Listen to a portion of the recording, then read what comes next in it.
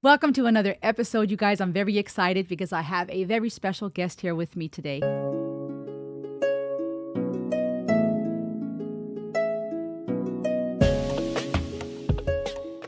This is Dr. Nic Hooper, who is an expert clinical psychologist, an author, and so much more. I'm really excited to have you on the show today. Welcome, Nic. No, thank you so much for asking me. So I'm a psychologist and I specialize in a therapeutic approach called ACT, or acceptance and commitment therapy. And there's a developmentally sort of a more appropriate version of ACT called the DNAV model that I use with young people that are at risk of permanent exclusion from school. So my day job is I work with young people that are close to being excluded from school. And also, I'm not sure if you've got the same in the US, but I assume you have, but especially since COVID, there seem to be more young people that are struggling with something called emotional-based school avoidance, which is basically they're a little bit scared of going to school. And so we work with some of those young people as well, using these models to try and help them to get to school and not just school, but live more of the lives that they really want to live. So that's what I do as my day job, and then I write a lot. So I've written a few books about this model. Most of them are rubbish books, but one of them's a good one. It's called The Unbreakable Student, and that's essentially a well-being or mental health guide for university students. And what's special about that book is that it was originally written to my own son, and so I had my son, he's 10 now. At the time, he was 2 years old, and we watched The Lion King. And in The Lion King, Mufasa dies, the daddy lion. And like I watched it with my son, I was like, oh my goodness, I could die. And like I need my son to know some stuff about life. And so and I was watching Sons of Anarchy at the time as well. And in that, the main character in it, he was left a manuscript by his dad, and he was sort of like reading. It was a book of almost like advice. And I thought, you know what, I'm going to do that. And so I wrote 50,000 words to my son in a book that was called Dear Max. And then it was only after that, and it was to be given to Max as an 18-year-old. And it was only after that that some people said, do you know what, this might be useful for other 18-year-olds too. And so that was the point at which Dear Max sort of transformed into The Unbreakable Student. So it's got a lot of heart in it. It's not just like a when thoughts and feelings come along that you don't like, do this, this, and this. It's like way more nuanced and has a lot more depth and heart and soul to it than that. And so that's my proper book that I'm very proud of. And my next book, I want to write a book called Why Not Become a Dog? Because I think the dogs are doing a lot of things right. Yeah. I And laughed so hard I made my desk shake. That's awesome. That's a very intriguing title. yeah. So it's going to be like, you know, how Marley and Me is a dog story written by a journalist. I'm going to write a dog story, but it's going to be written by a psychologist. So there you go. You heard it here first. That's going to be the next book that I write. And now I've got to do it because I've said it to you. Yeah, you said it. Well, I got to hold you to it. I'm excited. I'm honored you shared that. It's beautiful to me to get a glimpse into the minds of different people and experts from around the world through these platforms. That's one of the benefits of the digital age, I suppose. And it's interesting to hear you speak on not only what you have created, but also what sparked it. And I love that. I love that. What got you into psychology to begin with? My dad, my dad, um, my dad had some bad stuff happen and dealt with it in a particular way. And for a really long time, I couldn't understand it. And you know, I've spoken openly about this in the past, so you know, I'm not afraid to sort of like be vulnerable with you in front of this. But he basically drank alcohol too much as a way to try and numb the pain that he was feeling.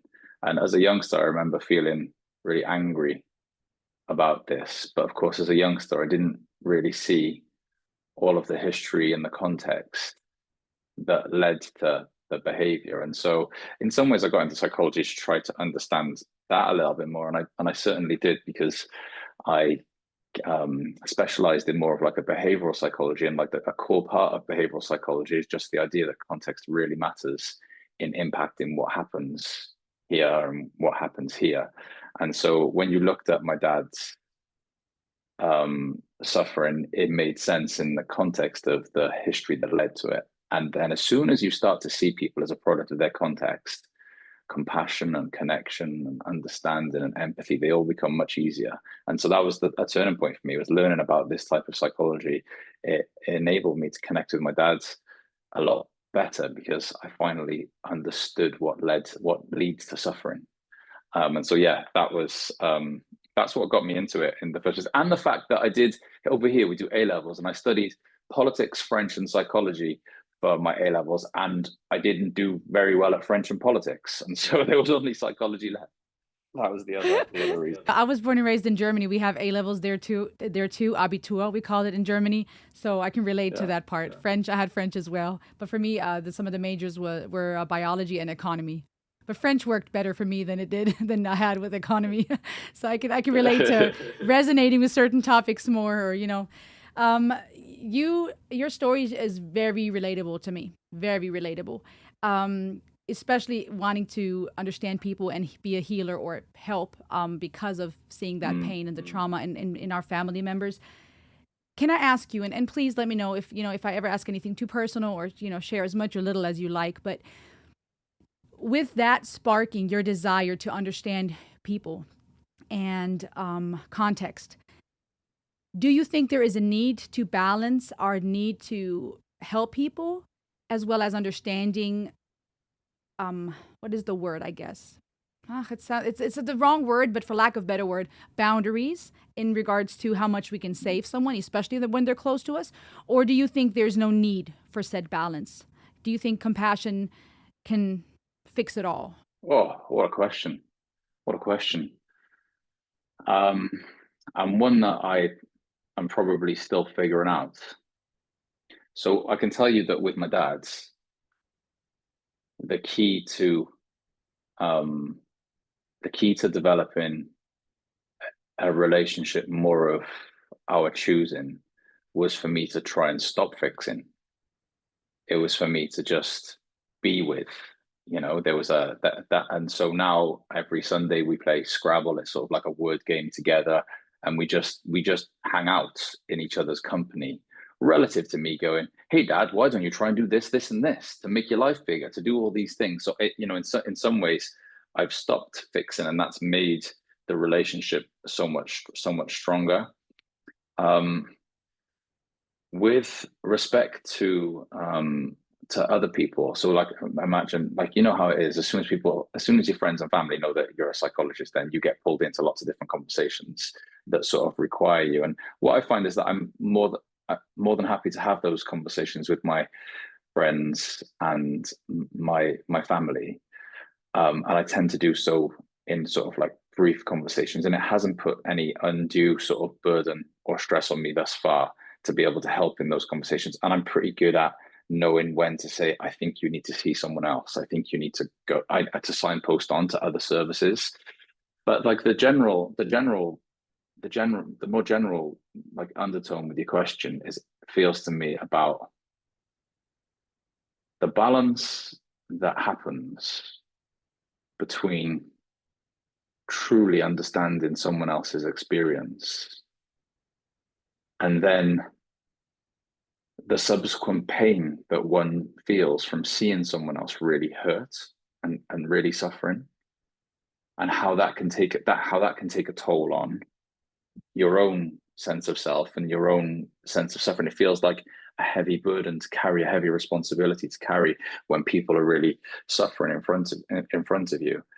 And what I would say is that the way that I've tried to combat that is by having basically my own psychologist that I can talk to, my own therapist, my own people that I trust, that I can say, this is feeling really heavy right now. And not only might I need a little pointer with respect to what to say to make things better, but also, I feel like I just need you to hear and listen and sort of support me with it as well. And so, yeah, it's a big it feels like a big,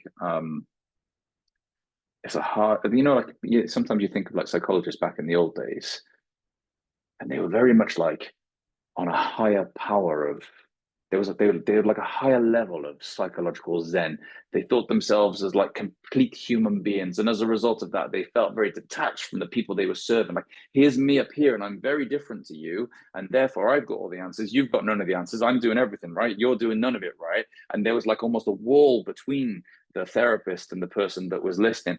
Whereas like the best therapists that I've seen are the people that are right there with people, There's no wall between them whatsoever. But in doing that, the boundary's gone. The wall of the boundary of the wall is gone, which puts you in it more, which just makes it a much harder sort of harder and trickier waters to navigate your way through. Is Absolutely. that what you find? Is that what you find? You know, like that boundary between love, but not like loving too much, because otherwise, how are you going to do your job, sort of thing? Exactly. Does that affect you too? Oh, absolutely. I mean, if it's a person that comes to me for some type of counsel or mentoring, and the roles are already established in regards to what I'm supposed to be for you, then I feel like it's much easier than when this is a friend or a family member, where I too sometimes have Mm, to say, hey, for, boundary reason or because I'm already too subjective, I encourage you to go seek, somebody else or a therapist. But I feel like it's hardest when it's family. So with friends, there's still that somewhat of a room to say, hey, maybe you can go, see a therapist, and I can be a friend and even reiterate, I'm talking to you as a friend right now. I'm very biased, especially if mm, emotions get involved and I start getting, very subjective in how I'm perceiving things or fending for them. With family, my struggle has been particularly with the parents, right? And when addiction comes into play, the struggle for me has been the triggers. Feeling these moments of complete heartbrokenness for them because I am aware of their trauma and I see them as these wounded children. And there's that natural tendency to want to parent the parent, and mm. help and heal, and my heart breaks for them. But then I tend to still want to fix. But then my dilemma sometimes is some things still trigger me to the point that now it's not good for my mental health. And I too will then try to work through things in therapy with my therapist, but I perhaps I'm not as experienced and mature along the path as you are, where I still fall prey to that switch between I'm hurting for you, but also you're hurting me because you continue in these patterns. It's not like Mm. we're in recovery or it's in the past. That would be so much easier in my mind, but Yeah. it's still ongoing. The addiction is still happening. The verbal abuse every now and then. So that's Mm. been my struggle sometimes, that my heart hurts, and also I'm still triggered by some of the things because they're reoccurring. They're not so far in the past. Mm. Yeah. So would you say that like anger is the sort of one of the emotions that you feel when that happens? Yes, yes, definitely Yeah. anger. You're gonna make me emotional. It's something that I'm working through in real time, even over the last couple of years. It's anger, and it's still that the feeling of helplessness, where there's that feeling of like abandonment, and then there's moments of just peace and wishing well and doing what I need to do to be okay with the other. Because God forbid the time comes when they it's their time to leave this earth. I don't want to regret certain decisions. I don't want to regret that now it's too late to have been loving, kind, do what I need to do.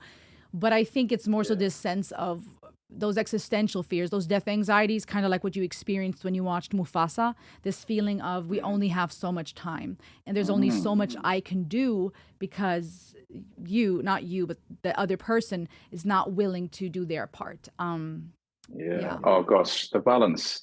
Like you've touched on so much stuff there that I spend a lot of time thinking about. Like I'll start with time. So like you know what, you whenever you do your reaction videos, I find as though I feel as though with the best stuff, you often get similar themes that come up across songs.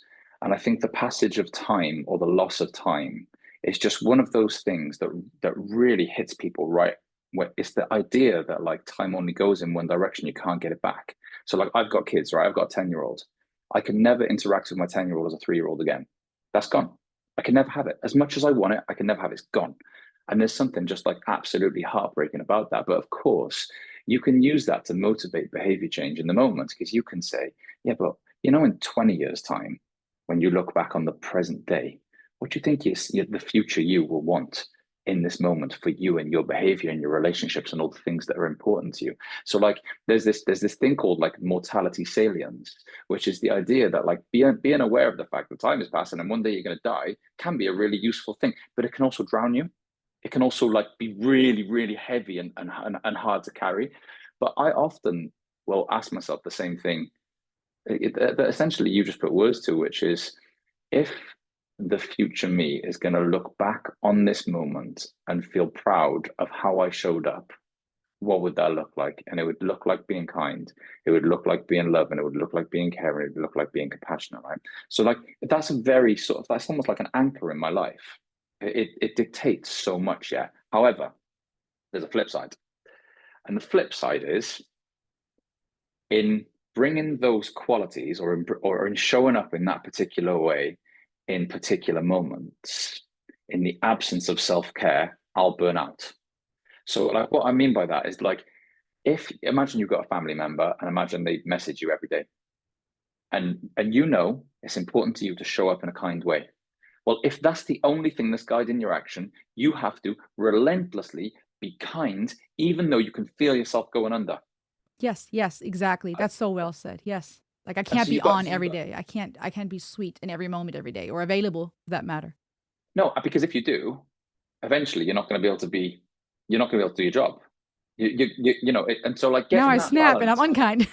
Exactly. And so like I find so like we work a lot with the 6 ways to well-being. So like these are like the these are the behaviors of psychologically healthy people. You've probably heard of them before. It's typical sort of stuff like people who challenge themselves, people who connect with others, people who give with others, la da da. There's like 6 of them.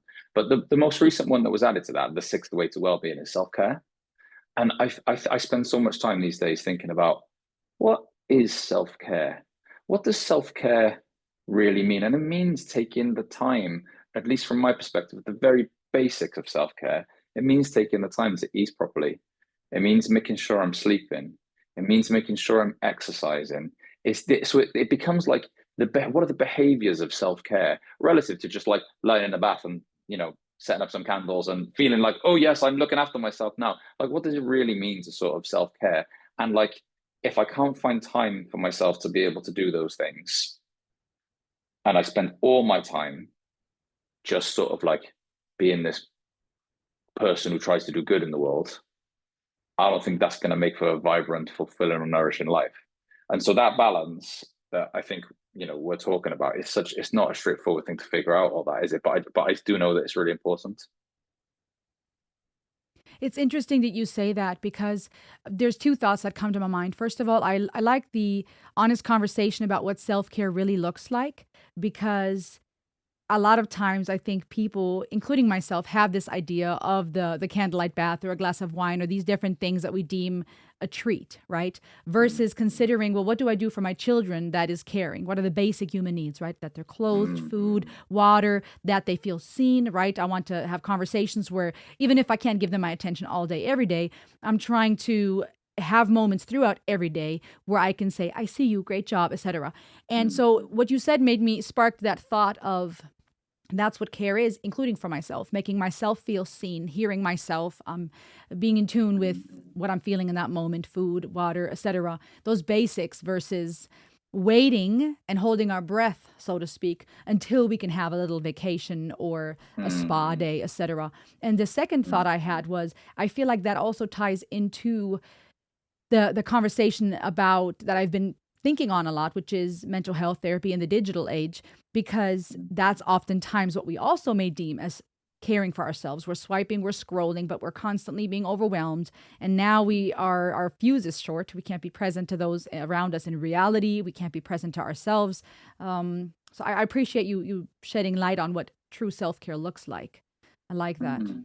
It's food for thought because practically it's hard sometimes to put that in practice in the day to day. So let me ask you something else. So while we're sort of like in this sort of in this part of the woods, so I've been thinking, like within the world of therapeutic psychology and stuff, I feel as though self-compassion has become a really important a part of psychology.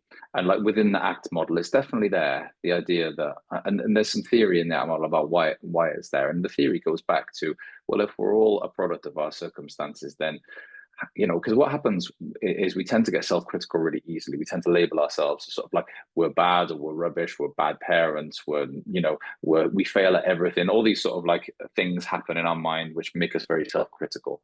And the question is like, what leads to that? Well, what leads to that is probably your learning history and your experiences, which means that in any given moment when you're being self-critical, there's nothing like abnormal or wrong with you. It's just that your history has led you to that point. And so it feels as though we so easily give compassion to other people because we see them as a product of their own experiences, but we're so rubbish at giving ourselves compassion because we're so rubbish at acknowledging that we ourselves are also a product of our experiences. Anyhow, but that's by the by. Let me segue to something that's more important, which is the ACT model is it's a really different model because it comes from the perspective that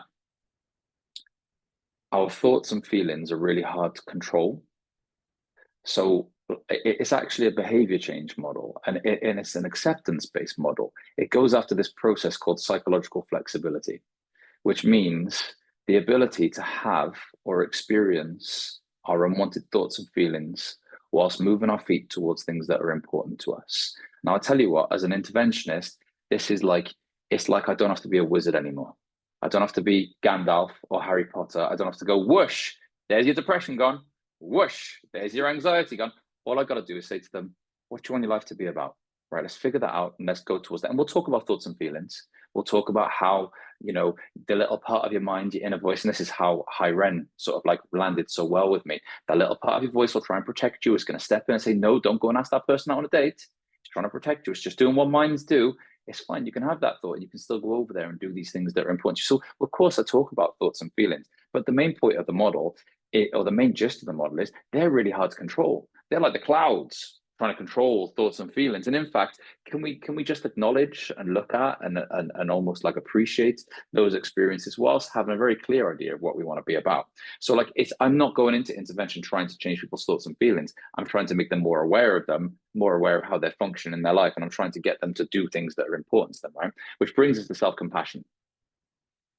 The amount of people that I work with will see self-critical thoughts and in a friend, say, and they'll go, you just need to be more self-compassionate.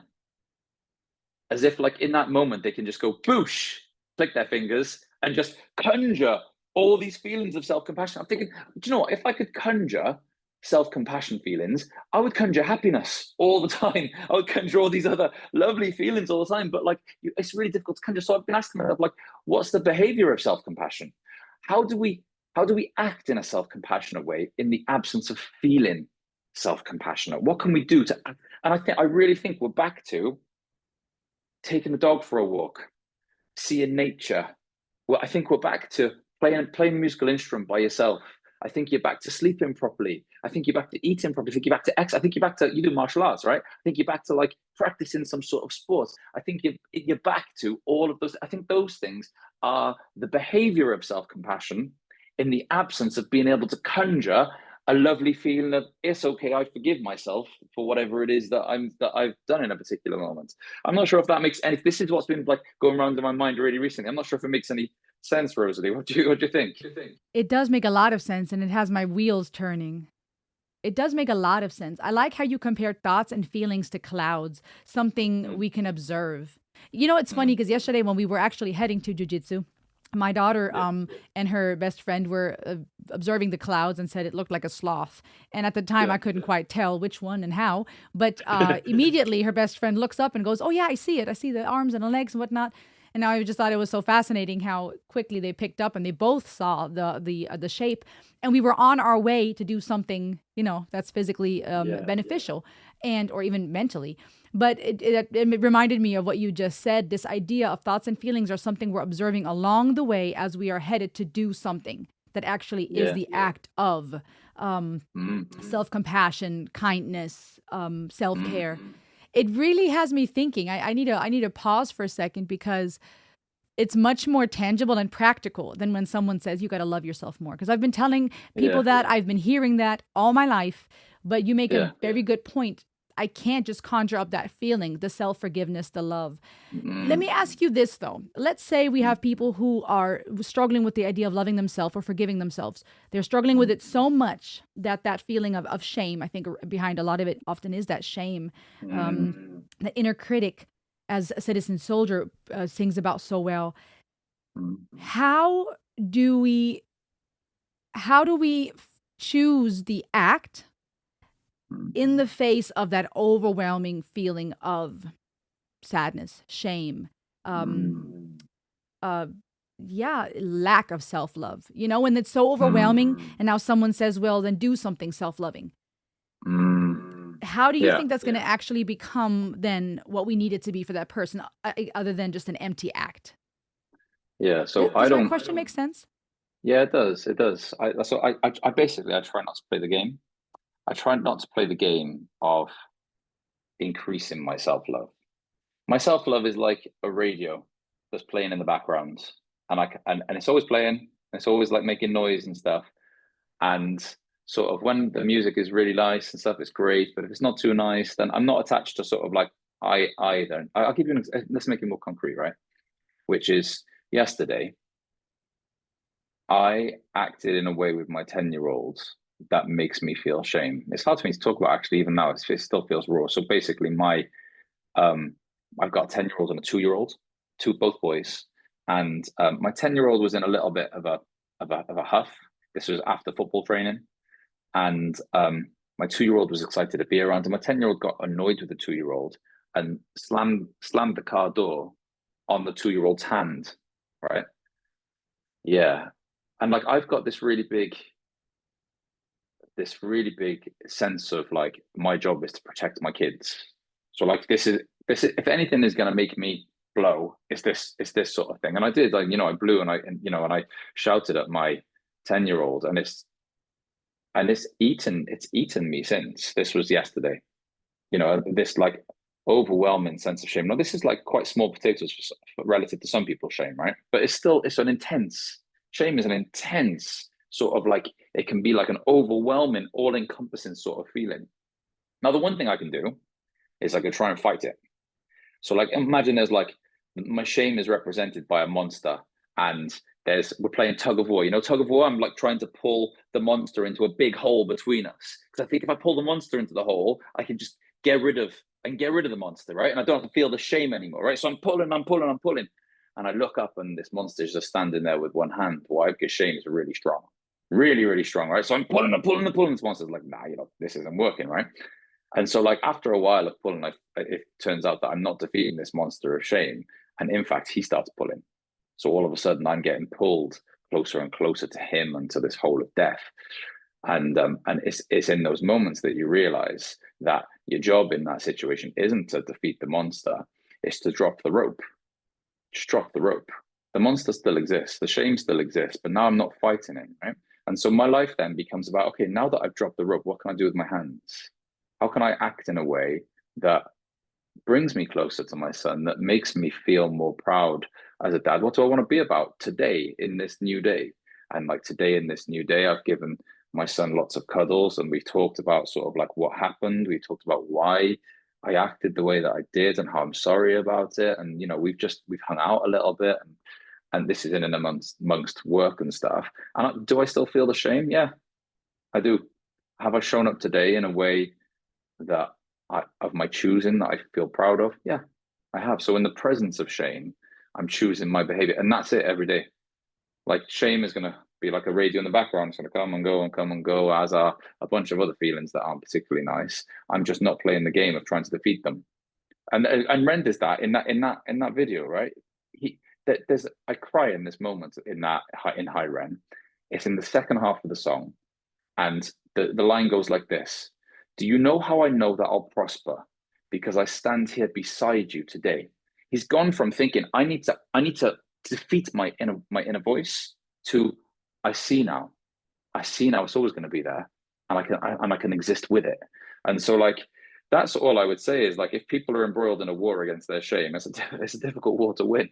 That is, and so maybe that's not the game to be trying to defeat your shame. Maybe the game is just to really have a think about, okay, how do I want to show up and what's important to me in my life and how can I honor that?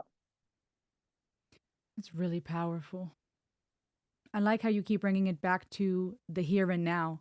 What can I Mm, do today? What can I put into my hands today? mm, That's really powerful because when you first said, the solution is not to play tug and war with the monster, but to let go of the rope, my initial thought was, and this is just from my personal struggles, was, well, what if I or a person feels like they don't deserve to let go of the rope? It's almost like I have to hold on because I did this and this is the punishment. Um, Ah, or that yeah. inner critic has been there so long saying, well, you don't, you can't fix this. This is, either unfixable or times out, or, when people have abandoned, or like I don't have a relationship with my father. Unfortunately, he won't speak to me. And there's that feeling of just abandonment, rejection, right? No answers, no closure. So there's this feeling of, I can't just let go of the rope because, whatever the different thoughts that make it hard to even let go. But I like how you brought it to the here and now, because it paints this picture to me of an ongoing action, an ongoing choice of being brave enough. I'm gonna get emotional, oh my gosh. The being brave enough to let go of the rope. Sorry. I didn't expect for that to hit the way it did. This is deep stuff, though, right? It's heavy stuff, and Yeah, like yeah. this is the very thing that makes you powerful, when it comes to people. And that's why I talked about, like, those therapists that put themselves on a pedestal. They never, and they at a higher plane. Never works. It never works. And like, so like this very thing that you're almost apologizing for is your very superpower. It's the absolute empathy that jumps out of you. And so, like, you don't have to apologize for me. And of course, like, I'm always crying. And I'm often in the presence of people that are crying, and that's fine. Like, you don't have to. This is a safe space for crying, Rosalie. So don't worry about that. But I'm sorry to hear about your dad and all the pain that comes with that. Thank you, Nick. With my mom, it's the addiction part. So when you shared about your dad, that's with my mom, and then with my dad, unfortunately, there's a few years ago, just kind of like ghosting, and it's been very confusing. And I think that's been part of the reason why. And I didn't plan to share all this, but I think that's been part of the reason why it's been hard to let go of the rope, because I think maybe I mistook. Is that English? The rope of shame and of hurt for a rope of hope. And so I held on thinking, if I let this go, I'm either giving up on that person. Maybe this is my line of, maybe one day they'll come around. Maybe one day he'll explain to me why he won't speak to me. Maybe one day he'll love me. Maybe one day she will choose life and choose to fight the addiction and love us more than the hurt, or do something with her life. Maybe I was holding on to a rope that I mistook as hope, or as, this is my job to fight for them, to parent them, right? That compassion of, I know about their childhood and the trauma they've been through, so I hurt for them. This is me trying to save them, and not realizing this shame was actually the monster of shame and of self-doubt, right? Internalizing that voice, thinking maybe I'm the problem, or I need to be the savior. And so that just really, really hit, because that idea of, okay, I need to be brave enough to release the rope and to pick something up else instead. And I love the advice of the perspective you share, because it's very practical. Saying to someone, let it go, release the rope, and now pick up something else, versus having us all stand here with just nothing in our hands and going, well, I might as well pick up the rope again, because you know what I mean? What else am I going to do with my hands?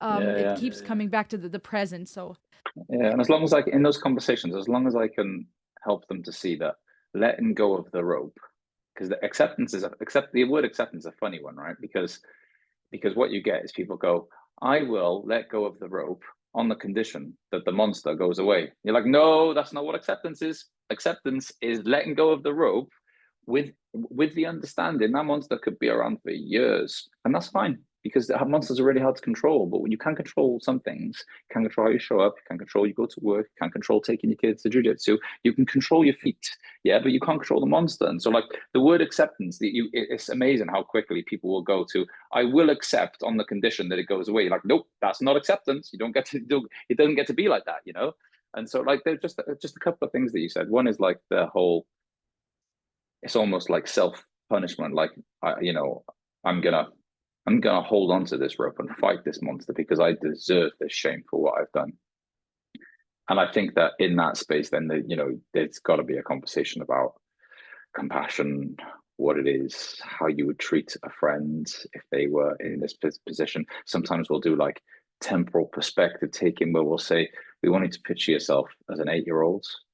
I want you to go back and imagine that your 8-year-old self was in school. I want you to, and like, you really go through it with them to help them picture. I want you to picture your 8-year-old self playing a chasing game, and you're running through the yard as fast as you can. You're winning. All your friends are chasing you, and then all of a sudden you trip on a stick, and your 8-year-old self flies forward and smashes their knees and their nose and their elbows all over the floor, and your 8-year-old self can feel pain everywhere throughout their body. And at that point, time is still.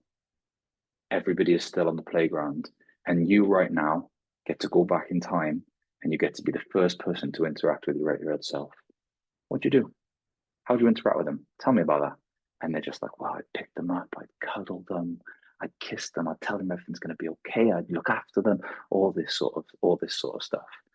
And then, like, you bring them back to the present moment, and you say, you're not too different from your 8-year-old self right now. Yeah, you're running through the world, you're picking up bumps and scrapes and bruises, and when those things happen, you pick up a big stick and you smash yourself over the head with it. But how would it feel to treat your current self in the same way that you'd so easily have treated your 8-year-old self? So you can get some of those conversations in about compassion and like what it is to deserve to let go of that rope. And so, yeah, but that is, that these are long therapeutic conversations. That's not the sort of thing you can cover in 10 minutes. This is a complex sort of process, but it's it's hard. It's hard. I mean, with the rope thing as well, there's a part of the, sorry, I'm just talking loads now, but I No, guess I I'm love excited to it. talk to you. I'm soaking all this up, please.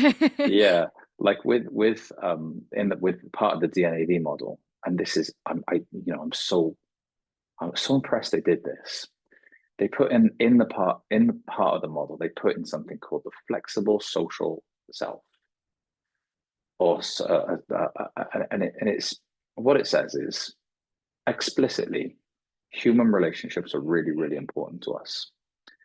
And like, if you look at like the Harvard happiness study that came out, is sort of like a happiness study that tracked people from like 1935 or something like this, and they basically found that the biggest predictor of human happiness on human flourishing is human relationships, unequivocally, right? They found this out in the early 2000s, and they were just like, and that makes sense, right? As in, like, spending time with people that we love really matters, and having good social relationships really, really matters. And they were just like, what we couldn't predict was how having good human relationships predicts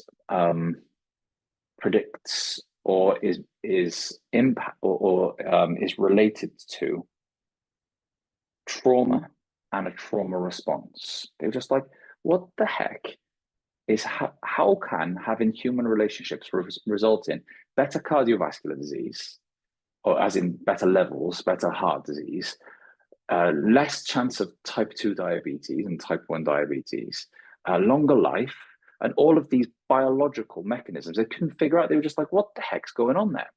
And what they think it happens is this, right?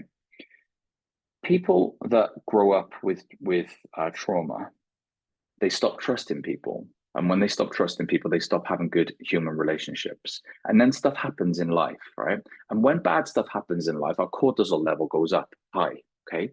People with good social relationships, they bring their cortisol level down really quickly. People with no good social relationships, their cortisol level goes high. So that's what they think is happening with trauma. They think that people with trauma, they stop trusting people. As a result of that, they have poor social relationships. And then when stressful life events come along, their cortisol levels spike and they stay high. And that then leads to cardiovascular disease and all these sort of things. Anyhow, all this, it builds the idea that human relationships, and if you look at like the data on like the 5 ways to well-being and connecting with others, they're the single most important reason to be alive is human relationships, right? And all you've got to do is have close relationships with your partner or with your kids for you to realize they're basically the reason why I'm here. Those people there, right? And so this model, it puts that explicitly into the model, which is you got to work on how you are socially, how you build relationships. That's an important part of well-being. It needs to be a part of any conversation about well-being, right? But it also acknowledges we can't control other people's behavior. So it becomes about how can we show up in relationships that are important to us in a way that will help those relationships be more likely to be what we want them to be. And when do we know to step away when those relationships are threatening us or are making us feel not safe and stuff? And so it feels like with your dad and stuff that, you know, you can't control your dad, you can't control his behavior. Yeah, you can control yourself. You can control whether you drop him a WhatsApp message. You can control whether you know, ring him and try and grab a coffee. You can control those things. But if those things, doing those things and being rejected is going to spiral you in terms of your own well-being, then you need to keep yourself safe. You need to keep yourself safe and keep distance just for a while. Maybe at some point in the future, things will change. You'll feel a bit sturdier. You'll feel more likely you're able to do something about it. But getting that balance between like being safe, but also having agency in our relationships to make them more of what we want, that's the balance that is so hard to strike sometimes. But you know, I talk about that like with the young people that I work with so much more these days. If they're gonna get permanently excluded from school, I'm saying to them, tell me about your mum, tell me about your dad, tell me about your brothers and sisters, tell me about your best friends, tell me. And a lot of the kids, they struggle with their social relationships. And so I think, you know what, I'm not even going to target the things that are going on over here. I'm going to help you, our friends, and see how that works, you know, because it's just so important. Sorry, I'm like really taking over the conversation here a little bit. And I feel as though we want to get to digital age and, No, you know, all honestly, that sort of stuff. no, I'm loving everything you're saying. And this is why I wanted us to have this conversation. I want to hear from your experience. And I really love it because I feel like it does tie all by default into technology. I think it almost becomes clear all on its own why so many people are hurting and lonely and anxious because social media does not give us that relationship that we need. But I before we talk about that though, because I really am fascinated about what you're saying, I'm encouraged and inspired because when you speak of that dance between doing our best to have healthy relationships, but also protecting ourselves and having those boundaries, it gives me hope and it makes me, it gives me a sense of happiness, the cloud of feeling, because it makes me think, well, if I can't have a certain relationship with some people because of I can't control how they will respond or how much they pour into it, I can still pour into other relationships and get what I need. I know it's not exactly the same, right? But the oxytocin that we get from a warm embrace or the whatever result we get, there are so many other relationships we can pour into where maybe part of that need can be met through other people versus saying if this relationship's bad, now I can't have that. And now, like you said, I'm spiraling because I'm not getting it here. Instead of saying, okay, this person might not be reciprocating or giving me what I need, but this person is. And I can get, you know, love there and I can feel good by caring for this person. Absolutely. So I use a metaphor, right, where I say like the people in our social world, they're like armbands. And like when challenging times come along, our armbands they float us, they help us stay afloat. Whereas that's what the happiness study was sort of saying, which is just like if you haven't got many armbands, when the challenging experiences come along, you're having to work for yourself to keep yourself afloat. Whereas like, and so I think you're right. I think you can get your needs met. I think you can have sort of like good social relationships in lots of different places that become like armbands, and they make you feel sturdier in life. They make you feel less like you can get blown over every time the wind blows, you know. And so yeah, I totally agree. But just quickly on this, because I think this relates to sort of like YouTube and social media and stuff. Which is, so I'm not on social media. I'm not on Instagram or any of them because like they destroy my soul. It feels like I think I really value sort of like authenticity, and it feels like you can lose that really. You like on LinkedIn, you know, you get sort of like someone posts about one thing when really the point of the post is to highlight that they've done something else. And you're just like, oh, I can see what you're doing. And it makes me feel icky. And I don't want to do that sort of thing. And so like with the book and stuff, the publicity people were just like, right, you need to do some social media. And I remember every day just being like, oh, how do I post again about this in a way that's genuine and authentic? And like, honestly, it was awful. And obviously that's not everyone's experience, but that was my experience. But anyhow, going back, YouTube,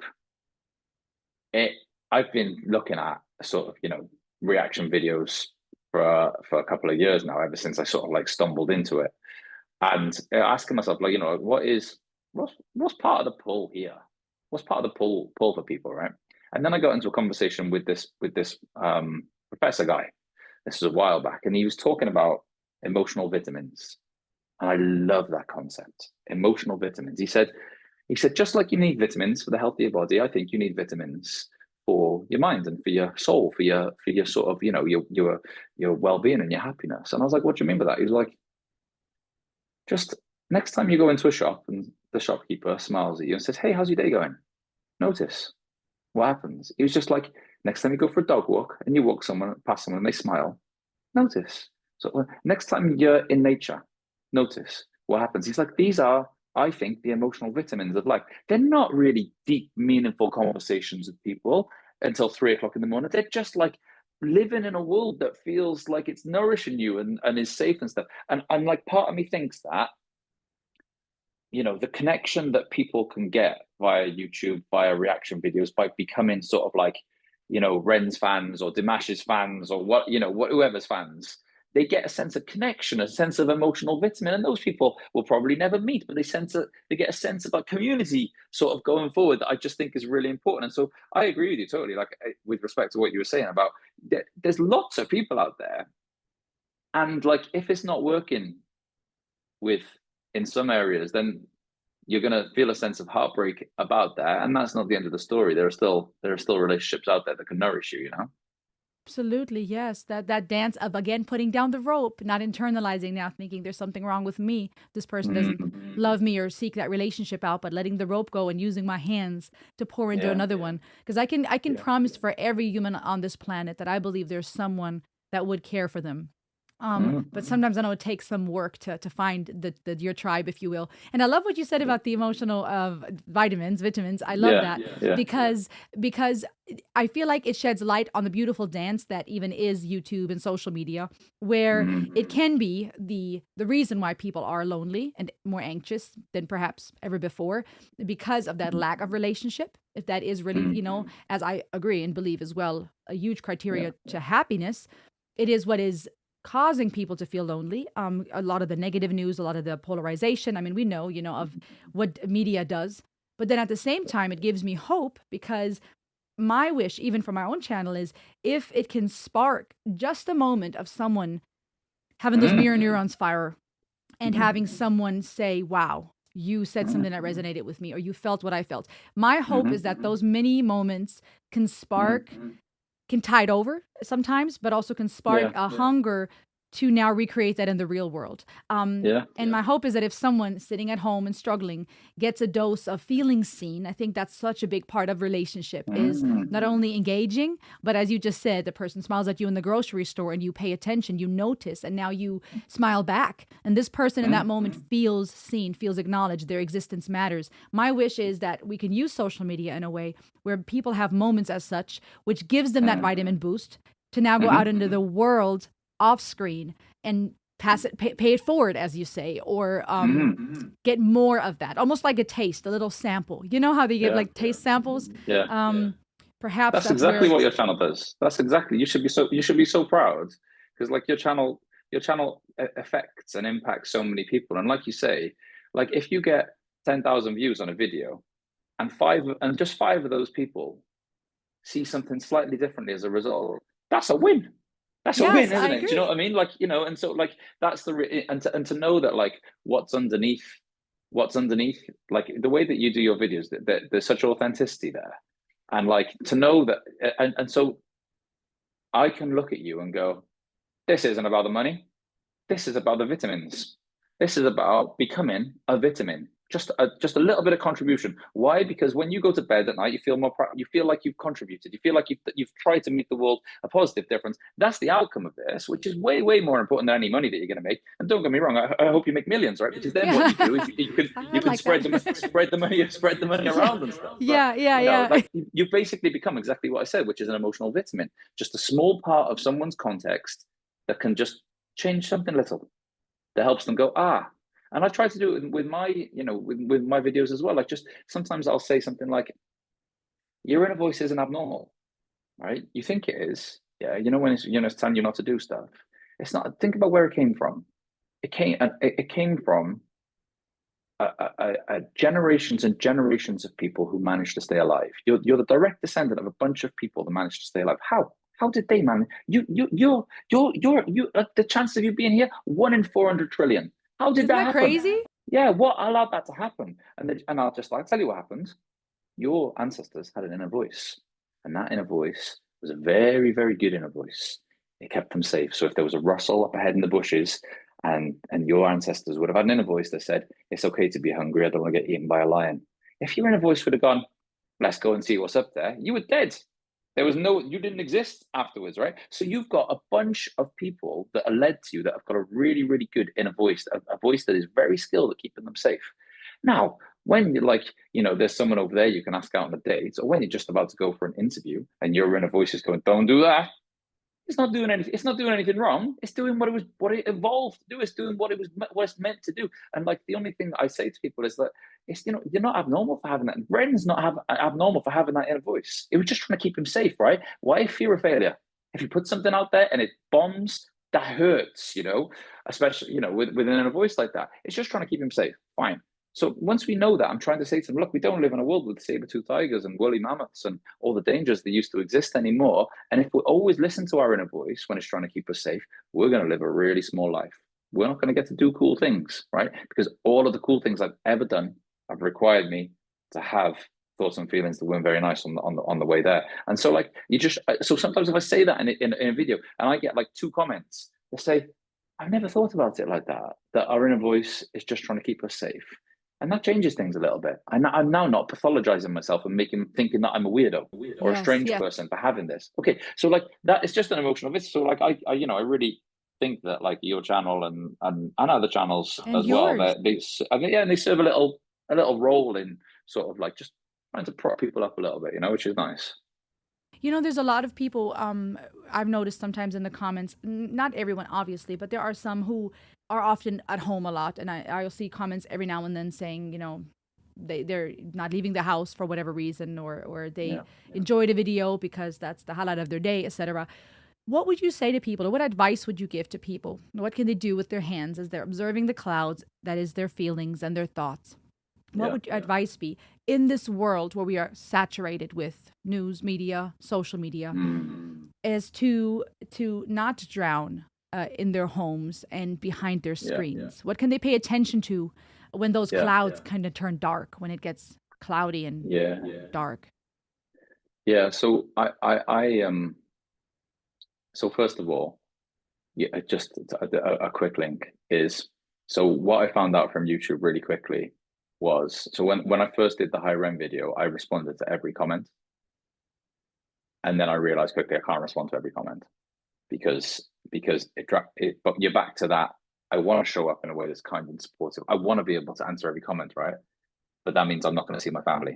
It means I'm not going to sleep. It means, so, and don't get me wrong, I'm not getting thousands of them, but it became overwhelming really quickly. And then I put a note on my channel saying, I read a lot of the comments. I'm not going to be able to respond to them. I'm really sorry. I've got a family. Because I just I want to show up in a way that's kind, but I need to get that boundary right as well, so that I don't drown as well. So it just links back to earlier on about like trying to make sure that you get that balance right between self-care and also showing up in a way that you can be proud of. But when I get some comments as well that people aren't like leaving, and like if I was to speak to one of those people, it would be about, I'd be aiming for behavioral variability. What I mean by that is I want different behaviors to show up in their lives. So if they say I can't leave the house, I'll be like, 2 steps. Can you take 2 steps out of the house? I want to know what happens. Take 2 steps, come back, tell me what happens.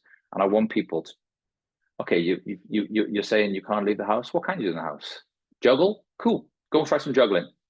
Paint? Cool. Go try some painting. Come back, tell me how it worked. So there's this part of the model that is very much about trying new things, but then tracking the consequences of trying those new things. And like what you see with those new things is, and then I'll walk through it with them and I'll say, okay, so I asked you to leave the house. That was the first thing that happened. You went to the door. Okay, cool. That's the second thing that happened. And you found yourself at a bit of a choice point. You can either go out of the door or you can turn around and go back to your room. Okay, let's imagine you go back to your room. Tell me the first thing that you feel when you go back to your room. Relief. Yeah. Short-term appetitive consequence. So, so important in controlling behavior. How do you feel the next morning? Feel rubbish. Why? Because I didn't leave my house. Okay, cool. So the long-term consequence is it's not that great. Let's go the other direction, right? You're at the choice point. You actually go out the door. What do you feel immediately? Anxiety. Yeah, it's aversive, isn't it? It's the reason why you don't leave your house, right? Because the first thing that happens is it's terrifying. You feel all these horrible things, right? Let's say you do it. You go out, you stand out there, 2 steps, just 2 steps, and then you go back to your house afterwards. How do you feel later on? Proud of myself. Feel like I've made my life a little bit bigger. Yeah, cool. Isn't that interesting? That sometimes to get to things in the long term that will bring us fulfillment and meaning in the short term, we got to sort of like be willing to have some of these things that aren't particularly nice. And so that's what I'd be trying to get. I'd be trying to get sort of like a variability in behavior, any behavior, to try and get them doing something different that makes Yeah. their lives a little bit bigger. And then thinking about what was that like? What was that experience like? I want to know everything about it. And so, yeah, but it's hard because like even that is like a 10-week process, it's Yes. not the Yeah. sort of thing. And so it's hard because you're trying to give people vitamins, but sometimes people need more than They do. vitamins, Yes. Yeah. They need that ongoing relationship, someone to walk alongside them. And that's what I Exactly. appreciate about those two are my favorite types of therapists and psychologists, those who are authentic, but also those who understand the relational part of it, that this is not just a quick exchange of information. Or prescription or whatnot. I love that. And I love how practical your advice is, because I feel like it's so translatable to any of those things that paralyze us, even swiping, right? People that are constantly on social media who are now feeling guilty because they spend hours swiping, and they feel miserable because it's all gloom and doom news. And there too, I could see that behavioral variation model being applicable, right? Taking a moment to put the phone aside for 15 minutes. Can you do 20? How did that feel? You picked it back up after 2 seconds. I like that walking people through the short term, either relief, the long term feelings of shame, and building that reward system, because those doses of the feel good, that we reward pardon my stumbling. The reward system in our mind that then gets triggered and gets, feels good for doing something great. But I love how practical it is. You keep bringing things back to very practical things and the here and now. And I think that in our digital age, and where everything is so much about what happened yesterday and God forbid what's going to happen tomorrow, it's very practical. Yeah, well, with scrolling, like the immediate outcome of scrolling is stimulating. It sits it's especially when there's not a whole lot going on. So if I'm waiting in the car to pick up my wife or something, that's almost like the context that leads to, well, I'll scroll it, and it provides some sort of stimulation in the long term. But in the short term, in the long term, I think first of all, the behavior generalizes. So now all of a sudden I'm watching a film with my wife, I pick up my phone. So like the situation isn't even that boring. And all of a sudden, I'm in this habit of like, flicking or looking or checking or this thing, because it's stimulating. If that gives me like an instant sort of reward. And then, of course, the long-term consequence of that is I'm not really present. I'm not really present with my wife. And so now, I think I'm a psychologist who specializes in thoughts and feelings. I avoid that game altogether by just putting my phone upstairs. It's out of the way. Do you know what I mean? So that I can't physically get to it. And so that's what I say with some students that I was a university lecturer before. I'll say to them, just put your phone upstairs. Get your phone away from you. At least it makes it more difficult to go and access it. That's the simplest way. Same with wine. If I drink too much wine, easiest way to not drink wine, not have it in the house. Easiest way to not eat chocolate, not have it in the house. So like these are some more practical ways of sort of just trying to behave in more functional ways, And so but like the digital, like I'm not sure if you're like up to date on AI and some of those developments and stuff, but I dread to think what sort of world my 10-year-old is going to be living in 10 years time, with respect to the amount of time that is here and the amount of like our life that is reliant on technology. Like I wanted to get rid of my phone, but I can't. I need it for banking, for like accounting, for all sorts of things. Do you know what I mean? And so it's like, oh God, I really hope that, kids figure out what the balance is there between staying present and nature and relationships and work and people and all that stuff, but also manage to like use technology in a way that nourishes their lives and makes their lives easier. I wonder what's going to happen with that. I feel you on that. I have the same fears for my children. My hope is that if I teach them that balance, and I sometimes fail at it, and sometimes we have good days, and sometimes I feel convicted because I rely on technology for various things. My hope is if I teach them some of that balance, that they would then implement it in their lives or pass it on, hopefully. But depending on Yeah. how much more it becomes a thing around us, it's hard. It's hard to fight just because of its addictive natures. I'm trying to with my son. I'm trying to get him. I'm doing the same thing I just said, which is like when he does drawing on his iPad. I'm trying to get him to contact the idea that he feels proud of himself for challenging himself and doing something cool. When he plays Roblox or Fortnite or some other computer game on there, I'm trying to get him to see that in the short term it's quite fun and it's distracting and stuff. But in the long term, he feels a bit like fuzzy headed, his eyes are bloodshot. Those are some of the longer term outcomes. So I'm trying to get him to see what functional use is versus dysfunctional use of a screen. But it's not straightforward at all. They're so addictive. I like that though. I like the teaching that type of self-reflection of paying attention to how does this feel? How do Mm, you feel after doing this or that? Trying to increase that internal locus of control. yeah, It, yeah, it, it, exactly. it flows well with what you said in the beginning about feelings and thoughts being clouds and observing. And that's one of the big takeaways. The two big takeaways for me today personally, and I know everyone will take something else away, is letting go of that rope and using our hands Mm. to do something else that really struck a chord with me. But then also this idea of looking up. And I feel like that's very applicable practically from our phones and technology, looking up. But I feel like it translates well to observing our feelings and thoughts, as with the clouds, where we look up, where we observe. There's much less shame involved in that, of being understanding of what we're thinking, what we're feeling. And then I guess I have three main takeaways. And then taking action, taking a step towards the thing that we're Mm. actually trying to be and do and feel like. Mhm. There's so much practical things that you're sharing today that I'm very Yeah. grateful for. I hope our viewers are really paying attention. And guys, while we're at it, please go subscribe to Nic on YouTube. Is that the main place where you want people to come follow you? Where all can we find your books and your work and support you? What is the best way? Yeah, so that's the only the YouTube thing. That's the only social media I'm on is YouTube. So that's the only place you'll find me. But I do it in a way that keeps me safe. So where you'll know, right, that like when it comes to YouTube reaction videos, the best way to be successful with that is to see what's trending and make a video pretty quick and get it up. Whereas like I can't do that because it drowns me a little bit. And so what I do is I batch record about every 3 months. I go to a video editor's house. I say these are the videos we're going to do. I batch record them. They just get released. And so because of that, I never catch any waves. I never sort of like catching a wave Yeah, yeah. of enthusiasm, And so it means that like progress is semi slow a lot of the time. And so yeah, if you've got people out there that have liked some of the stuff that I said, then they could subscribe to my channel. That'd be wonderful.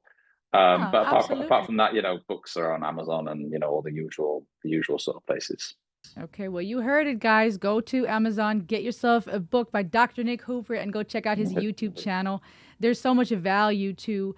I am just a big fan of people that are bringing content that, like you said, is that emotional vitamin that is more than just watching someone who says a little bit something but brings their expertise. I always am such a big fan of that because that gets easily lost. I hate the word content creator, to be honest, because it takes away from the experts, professors, psychologists, and therapists that people are, where they just happen to now speak on things and bring education through the platform that is YouTube. But yes, guys, make sure you go subscribe to Nic. Go check out his books on Amazon. Get yourself emotional vitamins, practical application for life, healing, and more. I'm excited also for what's in store. That book that you are going to be working on next Yeah, sounds very intriguing. So let yeah. us know, please, as soon as that is available so we can get ourselves a copy.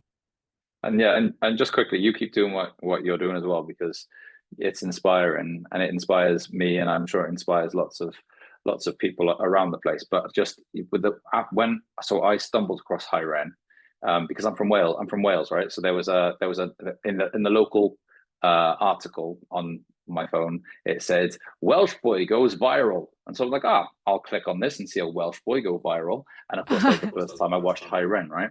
And after watching it, I was like, I think that's the best thing I've ever watched ever in my life for multiple reasons. My mind, and then I had this like weird urge to like, I wonder what other people think of it. And your reaction video was the first one I watched. So you are Really? the first, your reaction video is the first reaction video I've ever watched. So I followed you for a long time, since seeing all the stuff that you've done and seeing your channel grow. It's sort of like, it's lovely to see, and I understand why your channel's getting good. So I just encourage you to keep going and keep doing what you do. And yeah, it's nice to meet you and to see what a good egg you are. So you Thank should you sleep so much. peacefully in the night, knowing what a good egg you Oh, you're gonna make me cry again. Stop it. are. Thank you very, very, very, very much. That is really, I'm very honored. I'm excited. And right back at you, Nick. I hope that your channel keeps growing and that people can just find all the, I keep saying emotional vitamin because I really love that word. I like Yeah. that idea. All the value that you bring and the education and the encouragement. Thank you for encouraging me. I started off wanting to ask you all the questions and then I'm over here crying because it's like turning into a therapy session. It's beautiful though. Thank you for pouring into me and being willing to share your expertise. Make sure to subscribe, you guys. All the links are in the description below, and I'll link them to this video as well. And I will see you guys on the next ride. Thank you, Nick. Bye bye.